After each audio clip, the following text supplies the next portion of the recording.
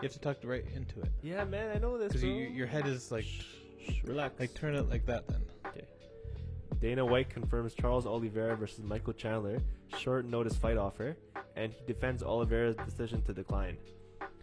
Was there an offer for Chandler to fight Oliveira? White said, yeah, but to be fair to Oliveira, it was soon. We were just checking to see if those guys wanted a quick turnaround. Oliveira said, I want a full camp, and there's nothing wrong with that. I don't want to make it sound like Oliveira turned down Michael Chandler because that's not true. Well, Oliveira turned down with a short notice fight. If he can make it and pull it off, he wants to do it, but he wants a full camp. That's absolutely fair. I mean, not really news, but... No, it is. Yeah. Remember at the press conference where they had Hooker, Connor, Chandler, and Dustin Poirier, only those four guys at the top, and then it was brought up where Hooker says, he said that he couldn't make weight in time. He's like, I have broomsticks that are skinnier than him. Or no, whatever the quote is, right? Whatever. Yeah. It was dating back to that point because Hooker was the one that accepted the fight to fight Michael Chandler. So was short notice? It would have been short notice for Charles Oliveira, because Charles Oliveira beat Tony Ferguson, and then to face Michael Chandler on that card would have been about like a month or so in between. Yeah. Right? Because it wasn't that long. But he barely got fight like in fight with Ferguson, he was barely touched, right? Yeah, but they're completely different fighters.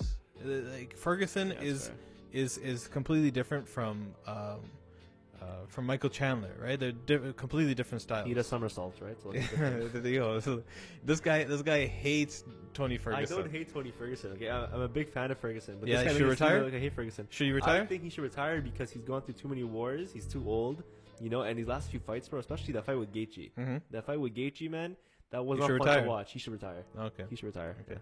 So, anyways, back to Michael Chandler and Charles Oliveira. So Charles Oliveira training for Michael Chandler is very, very specific, right? It's very difficult.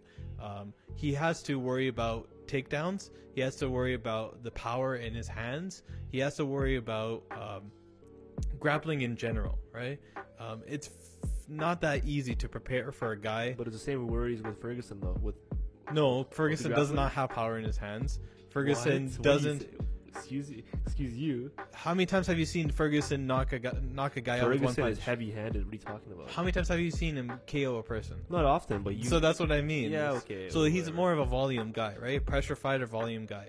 So Michael Chandler has a lot of power in both hands, right? Because the one he knocked out Dan Hooker was with the left, I believe, right? It was a right to the body and the left over, or it would have been. I think it was a left to the body, right over. I don't remember. Either way. Michael Chandler also is a very, very good grappler. He is very offensive with his takedowns. Tony Ferguson doesn't really go for takedowns unless it's a Imanari roll, right? Darce choke.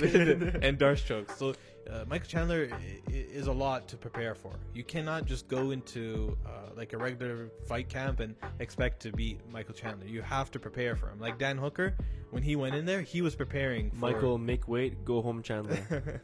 make weight and then beat Dan Hooker and then go home. And then go home.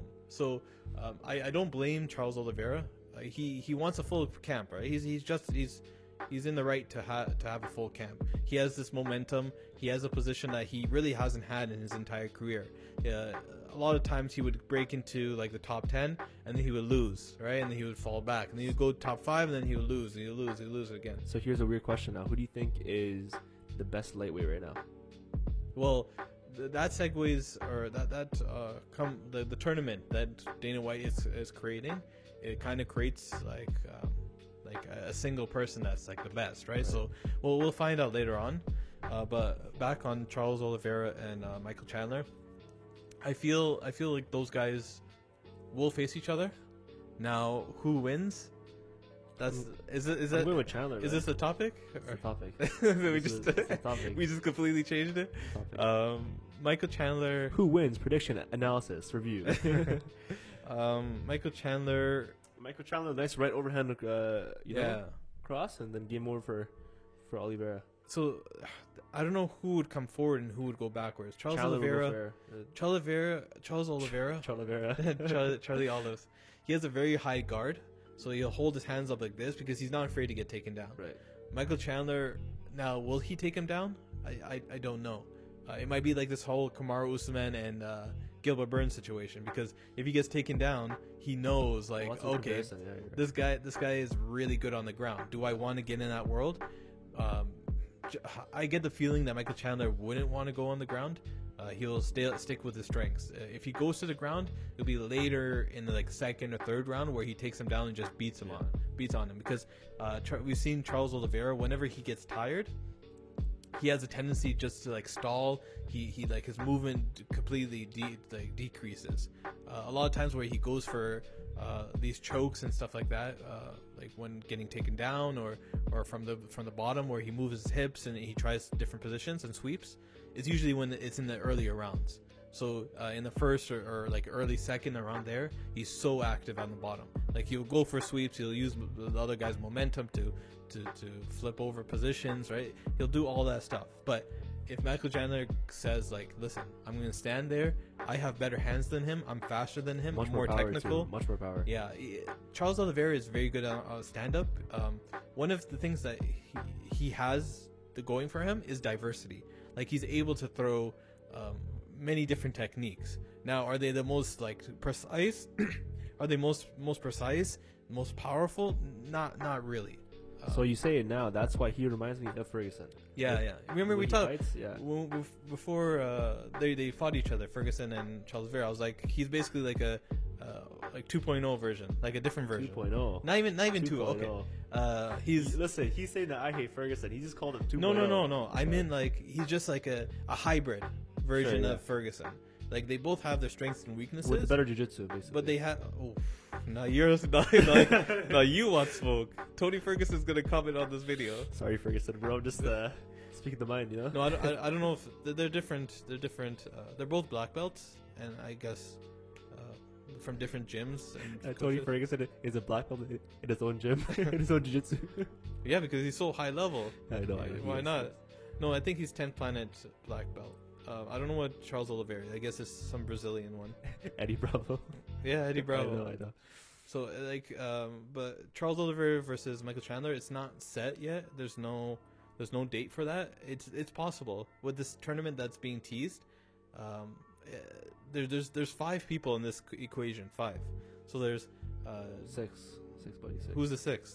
Conor, Poirier, Gaethje, Oliveira, Chandler, and. Who's number 6? You have to give Ferguson that respect. You have to give listen. You throw him in again? I don't know, man, but you have to. Well, who is he gonna fight? He lost to Gaethje. He lost to Oliveira. No. The only person that he hasn't faced is the 3 people that he hasn't faced. Listen, I think it's time, okay? What? I think it's time that we finally put in Islam Makhachev. I think it's time, honestly. But he's scheduled to fight Drew Dober in March. Right? Okay, so after he beats Drew Dober, we bring him into the Justin tournament. Gaethje? Could you imagine? Or Charles Could you imagine the summer of Islam Makhachev? Islam versus Justin Gaethje? Could you imagine that? And then Brock Lesnar? Well, Brock Lesnar has to happen eventually. Give me so. way with you. Okay, let's go. Wait, don't press anything.